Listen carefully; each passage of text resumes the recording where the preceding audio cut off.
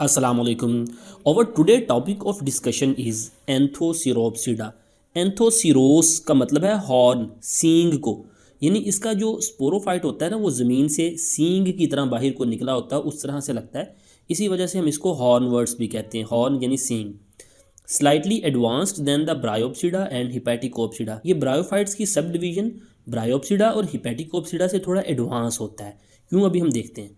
Gametophyte is highly lobbed and irregular in outline. Lobe यानी इसका gametophyte को देखें तो वो स्ट्रेट नहीं होता, बल्कि इस तरह से ऊपर नीचे लॉब बनाता है, और इसकी जो आउटलाइन होती है वो भी रेगुलर नहीं होती बल्कि इरेगुलर होती है। Sporophyte is not dependent on gametophyte. अब देखिए पीछे ब्रायोप्सिडा और हिपैटिकोप्सिडा में हमने पढ़ा है कि स्पोरोफाइट गेमेटोफाइट पे डिपेंडेंट होता है, वो अपनी खुराक खुद नहीं बनाता बल्कि गेमेटोफाइट की तैयारशुदा खुराक बनाता है। लेकिन एंथोसिरोप्सिडा में वो कह रहा है sporophyte is not dependent upon gametophyte. Sporophyte gametophyte पे डिपेंड नहीं करता except for the early stage of development. So I start यानी शुरू में थोड़ा सा डिपेंड करता है, बाद में इंडिपेंडेंट हो जाता है। Antheridia and archegonia are partially sunken into the gametophytic tissue. ये एंथ्रीडिया और आर्किगोनिया जो से हैं वो गेमेटोफाइट में संकन होते हैं।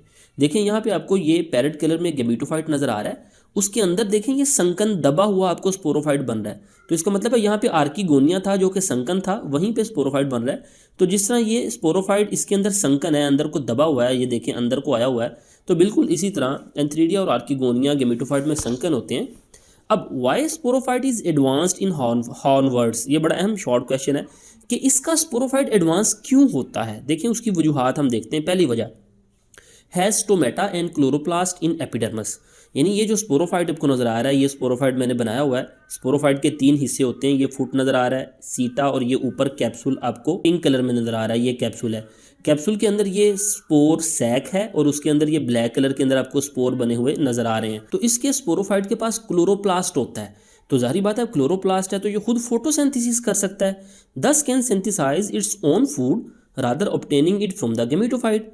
आमतौर पर पीछे हमने ब्रायोप्सिडा और हिपैटिकोप्सिडा में देखा था कि सिर्फ ये जो गेमेटोफाइट है ये फोटोसिंथेसिस कर पाता है, लेकिन यहाँ पे एंथोसिरोप्सिडा में ये जो स्पोरोफाइट है ये भी फोटोसिंथेसिस कर सकता है क्योंकि इसके पास क्लोरोप्लास्ट और स्टोमेटा हैं। फिर दूसरी इसमें adaptation has waxy cuticle to avoid desiccation, यानी पानी की कमी के नुकसान से बचने के लिए इसके बाहर एक क्यूटिकल होती है।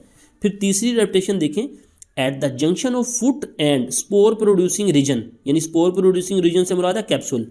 ये फुट और ऊपर कैप्सूल के यहाँ पे जंक्शन पे बैंड ऑफ मेरिस्टेमेटिक टिश्यूज़, यहाँ पे देखें ये मेरिस्टेमेटिक टिश्यूज़ हैं और हमें पता है मेरिस्टेमेटिक टिश्यूज़ नए सेल बना सकते हैं। This tissue keep on adding cells towards the spore producing region, यानी ये सेल्स ऊपर को, ये स्पोर प्रोड्यूसिंग रीजन है कैप्सूल, ऊपर को नए सेल्स ऐड करते रहते हैं। कब? During formation, maturation and dispersal of spores from the opposite end, यानी इसी दौरान जब ये स्पोर्स मेच्योर हो रहे होते हैं और दूसरे एंड से डिस्पर्स भी हो रहे होते हैं, उस दौरान भी ये मेरिस्टेमेटिक टिश्यू ये इस तरफ नए टिश्यूज ऐड करते जाते हैं, जिसकी वजह से ये जो ऊपर वाला हिस्सा है स्पोरोफाइट का, यानी कैप्सूल वाला जो हिस्सा है ये लंबा बढ़ता जाता है, इसका साइज बढ़ता ही जाता है। Due to fast growth rate of meristematic tissue, यानी मेरिस्टेमेटिक टिश्यू में फास्ट ग्रोथ रेट की वजह से the sporophyte keeps on increasing in length for indefinite period of time, यानी इसकी जो लेंथ है वो बढ़ती ही जाती है। अब due to these characters the sporophyte continue to survive, sporophyte survive करता है even after death and decay of gametophyte, यानी गेमेटोफाइट अपनी लाइफ मुकम्मल करके डिके भी हो जाता है, डेड भी हो जाता है, फिर भी स्पोरोफाइट मौजूद रहता है।